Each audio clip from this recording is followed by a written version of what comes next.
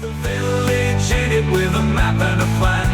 No place too tiny for this determined man.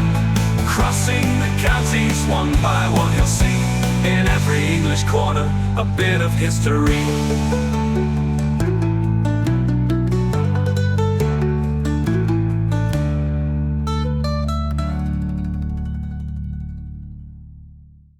The South Kesteven series is sponsored by Gainsborough Cycles 01427 617 752. For all your cycling needs, this is your one-stop shop located at 20 Ropery Road, Gainsborough, or online at gainsboroughcycles.com. There's a link in the description. Gainsborough Cycles, ask for Trevor Halstead. Hello folks, welcome back to South Kesteven once again. Now we've learnt over the years, haven't we, that a village's features are basically what defines it. Well, here in this place we can talk a bit about an old windmill, a motorway services, a couple of old pubs, and a couple of places where you can get a rod and catch some fish. It all sounds to me like the parish of Foston.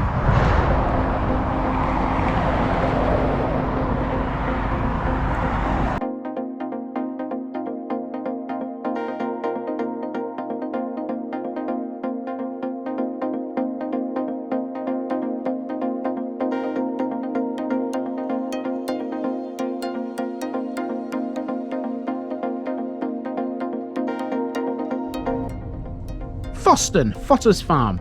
This weekend we're back into South Kesteven once again, and we make a return to the area between Grantham and Newark. Last time we were on the route of the old Great North Road in Long Bennington. This time we're really close to the road that replaced it, the A1. This is Foston, where the A1 sweeps across the southern portion of the parish and touches the fringes of this small village just north of Grantham. It was once located on a crossroads, but changes to the A1 mean today it's only accessible from the north. Where the main village street meets the A1, there used to be a windmill years ago. Now gone, traffic flashing past would likely never know of its once existence. In much the same way as the Fostons we've seen before on TVI, this is Fotter's Farm. It sits close to the River Witham and on the fringes of the Vale of Belvoir. It's a pretty little place all in all. Foston contains 5 listed buildings, one of which is the Church of St Peter, which dates back to the late 12th century. 3 of the others are 18th century: Manor Farmhouse, the old post office, and a house called Renard. The Old Hall is the final one, a stone and brick house dating at its earliest to 1647. Foston used to have 3 pubs at one time, but none are trading any longer. Aside from the church, we have a village hall to discuss, a sports ground to see, and a service station to put on the map too, while we're at it. On the edge of the village is a fishery, and that's where we'll be starting, but there is another water feature to Foston as well, to the north of the place. Come with me then as we take on another parish in South Kesteven. We start with a short drive into the village from Long Bennington. First up on Newark Hill, which is the road between the villages, is Willow Lakes fishery on the right hand side. It's more than just a fishery though. This is a unique fishing and caravan complex suitable for all abilities and age ranges. It covers 15 acres of landscape grounds and its lakes are fringed with reeds, bulrush and yellow flag iris. They're surrounded by trees to provide cover for the fish and shelter for the anglers. Willow Lakes was one of the first commercial coarse fisheries to be created in the UK. The first 3 lakes were excavated and opened in the 1980s, and 2 further lakes were opened in 1993. The last 2 were added in 1999. All 7 are attractive and well established, with over 130 pegs spread across the complex.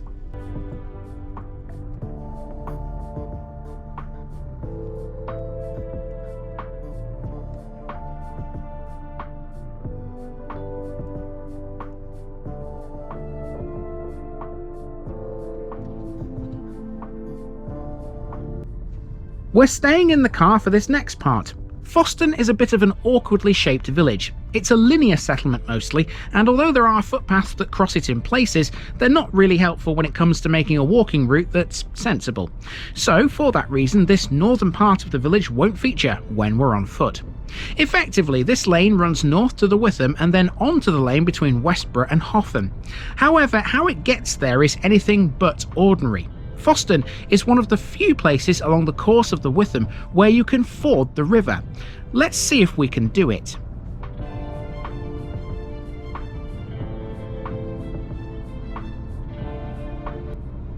It didn't take long to find out the answer to that question. Although the ford is well constructed with a concrete base, at this point the river is very deep and very fast flowing. I opted therefore not to risk driving through it, but in a way that was a good decision anyway. You see, if you don't want to get your feet wet in the water here, there's also a bridge with a weir underneath it.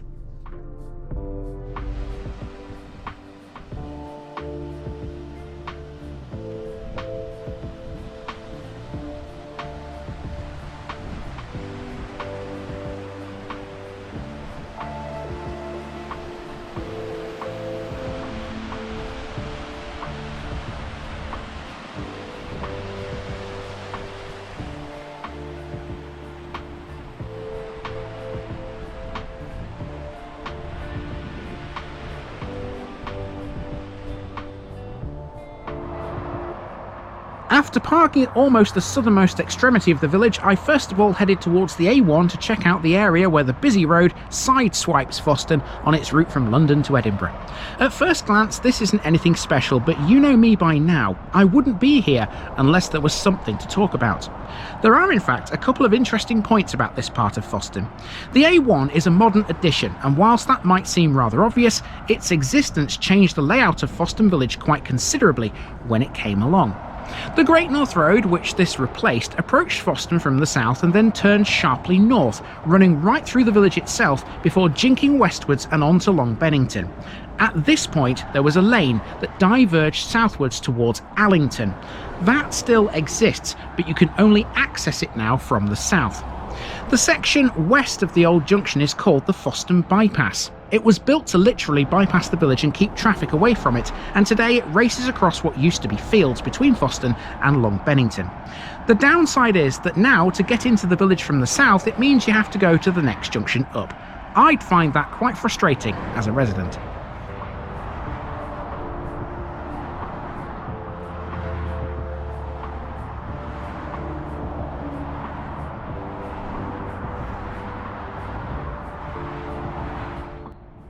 On the junction where the Great North Road met the Allington Road, there was once a windmill, and it was a pretty notable one at that. Known as the Foston Post Windmill, it was one of the oldest in Britain, dating back to 1624. It was demolished in 1966. Post mills were considered portable structures. As such, the mill that stood here stood in 3 separate locations around the village. Previously, it was sited at Mill Close on Allington Lane, and before that it stood immediately below the old post office on Newark Hill.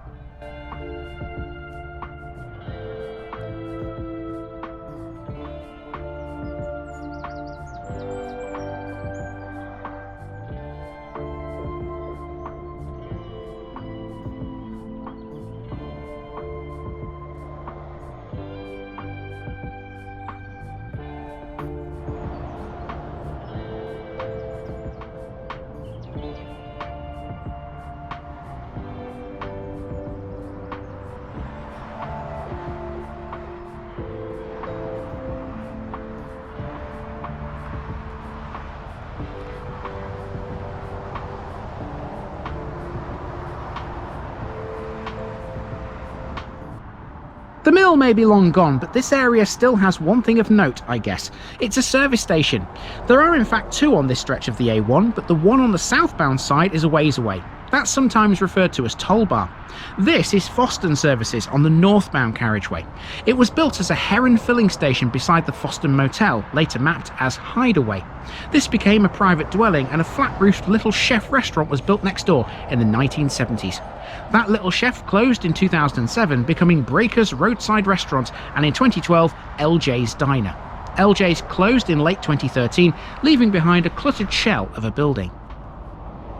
MFG were granted planning permission to demolish the former restaurant building and build a new Starbucks drive-through on the land in 2022. This was approved despite National Highways raising concerns about the road layout. The new Starbucks opened in summer 2024. Incidentally, in the days when the Great North Road was laden with travellers on horseback, there was a coaching inn close to where these services are now. It was called the Duke William, and it was once one of 3 pubs in Foston.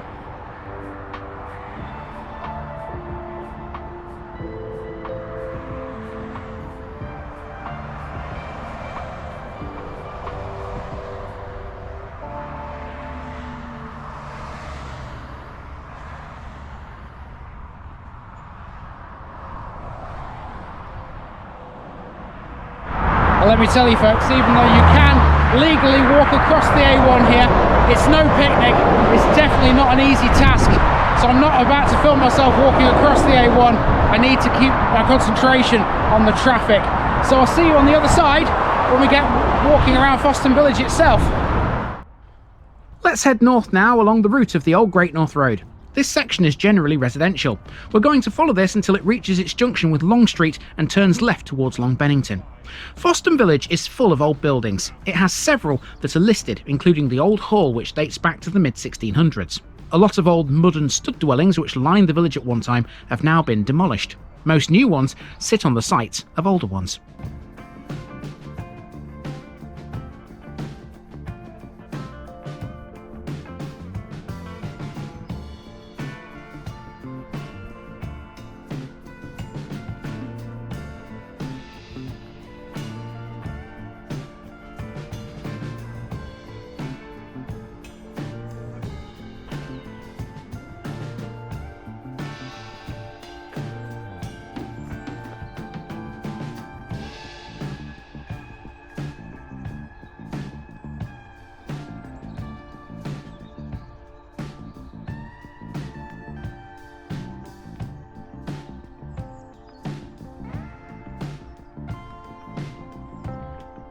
One exception to that rule is Wilkinson Road, which you can see here on the right.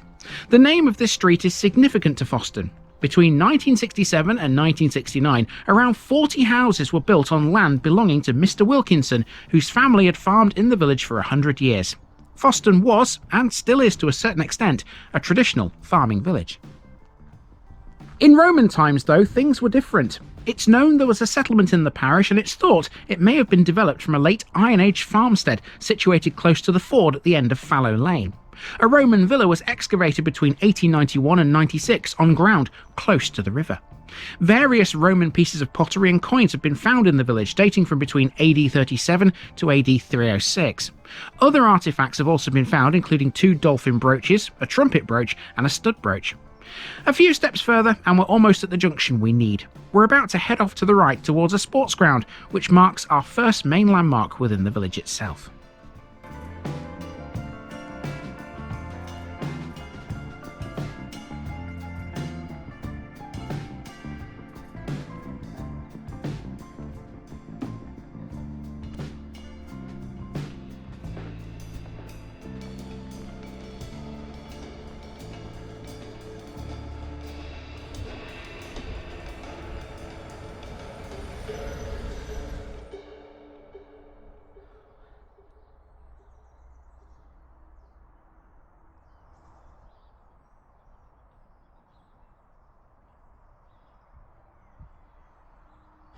Now we've another old pub to discuss later as well, but it's a lot further around this route. The next thing we are going to do is head up Long Street, which is the one down the side of the old Black Horse, and this will take us up towards the playing field. So yeah, let's keep going.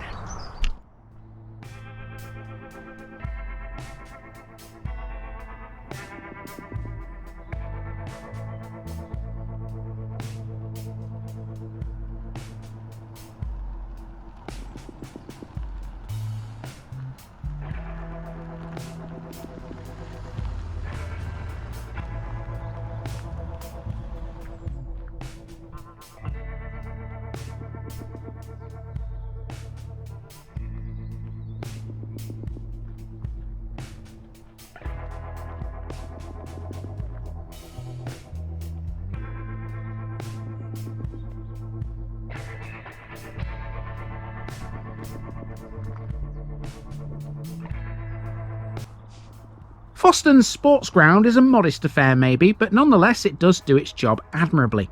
It has a football pitch, a playground and a walled play area. This road is a dead end, so it's an about turn before we head back north again, up Back Lane.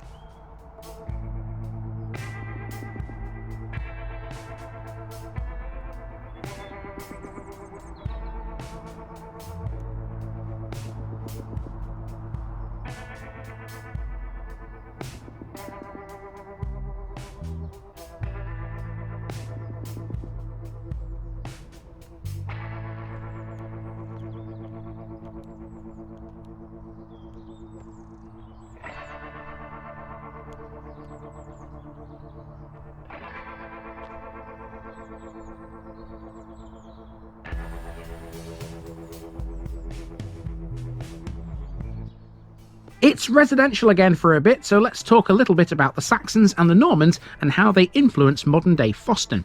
Extensive Saxon remains have been excavated on Lovedon Hill, which can be seen to the east of the village. Another pointer to a possible Saxon settlement within the parish is to be found in the name Foston itself. The Normans took over an existing agricultural society and organised it. Foston was part of the manor of Long Bennington, and it appears in the Domesday Book as Foston.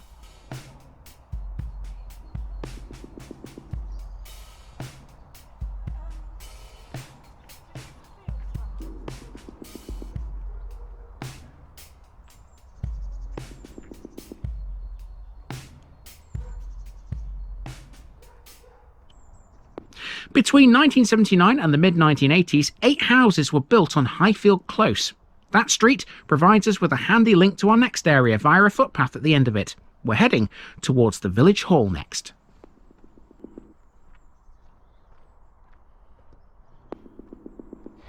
Okay, we're about to talk about the village hall. There's a parish notice board outside it. I know this says hall notices only, but I guess this is to do with it, I suppose. Hey, the worst they can do is take the card off and put it in the bin. It's not going to make much of a difference, is it? The video's still going to be on YouTube. So there we go. TVI has been to Foston. Now let's talk a bit about this hall, shall we? The village hall sits on a small rise to the north of the church. It's made mostly of brick but features some exterior wood panelling. Its very own website describes this building as the heart of the community, and it's not far wrong.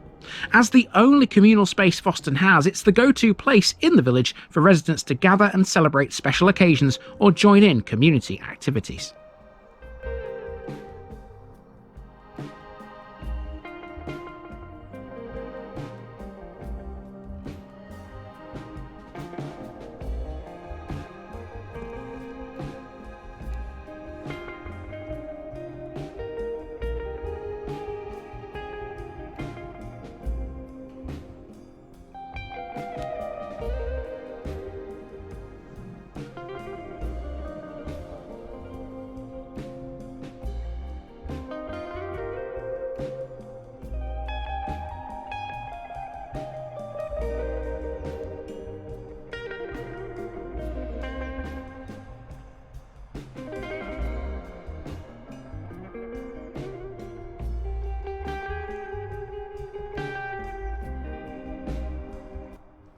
To the church next, and this one's dedicated to St. Peter.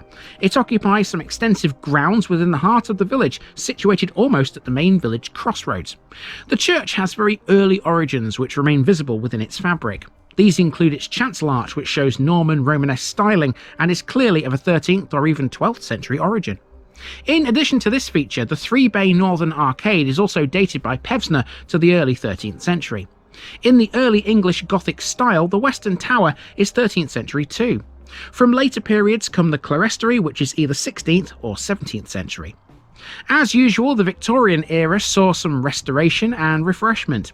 For this building specifically, this took the form of rebuilding the northern aisle and the addition of a southern equivalent. The churchyard covers an extensive area between Long Street and Church Street, with a few fronting properties separating it from Newark Hill. One good thing about this one for any church fans out there is the number of entries and pathways it has. With minimal restrictions to any line of sight, photographing this one is a pretty easy task. Just south of the church is the old school. It was a national school built in 1847 to hold 80 children. Seeing as it was built so close to the church, it's perhaps no shock that it later became a church school. An earlier school building adjoined the south wall of the churchyard. The school was closed in 1987 and subsequently converted into a house. These days, children up to the age of 11 attend school in Long Bennington instead. Up until the time of the school's closure, Foston remained a busy, self-supporting village. By the beginning of the 21st century, it had dramatically changed. Foston lost many services in the intervening time period, including a doctor's surgery, the post office, and its shop, which was also a bakery.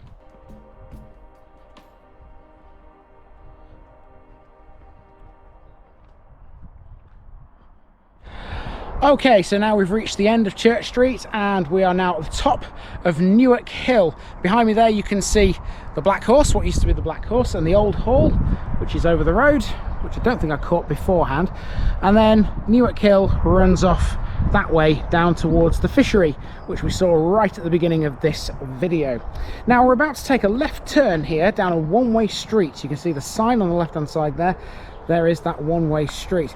Now before we do make that left, we have to talk a little bit about these houses which stand on this corner, because many years ago they were not there. Something else was. Now, as we know already, Foston has several properties which are modern, many replacing much older things. Where Newark Hill meets Tow Lane, there's a batch that fit that bill. These weren't built on the site of old houses though. Rather, these stand where a pub used to be. It was called the Black Boy Inn.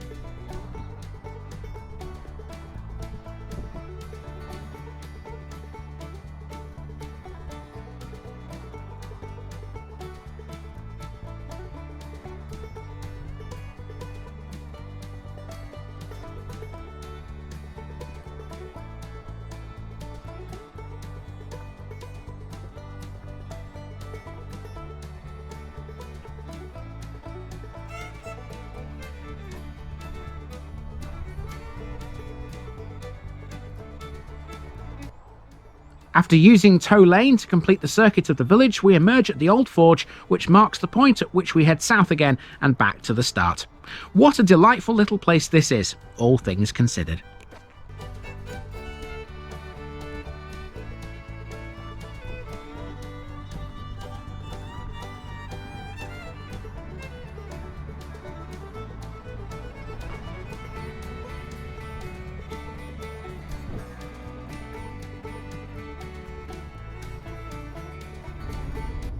And with that, we're off to the next one. Years ago, you could have got to the next one by following the lane which the A1 has now bisected.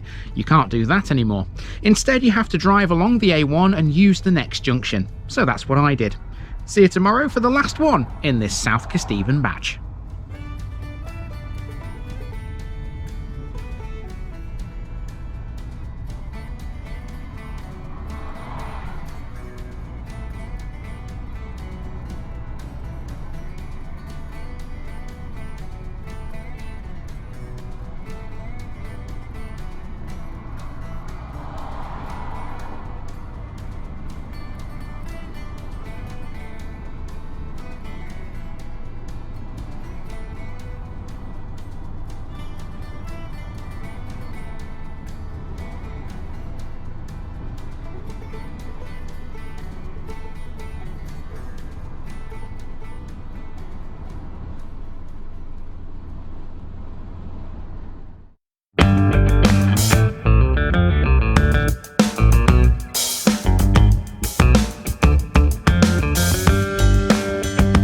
Now, just before I go, remember, this video is part of a huge project to visit every civil parish in England. That's more than 10,000. These routes are pre-planned, and due to time constraints, I can't cover every detail or walk down every street. Please don't complain if this video missed something out. I pronounce names how I choose to. I am very aware that local dialect may vary, and I don't take kindly to criticism about this. You've been warned. It's impossible to know everything too. If this video was terrible, make your own. If you're a regular watcher of The Village Idiot, you're not the only one. If you've got a small business, why not use my videos to advertise it? Leave a comment below if you're interested. And finally, thanks for watching this episode, everybody. Give us a like and a subscribe if you've enjoyed this episode, and share it with your friends and relatives. It all helps to keep this mission going. Until next time, I've been Andy, also known as The Village Idiot, and I'm out.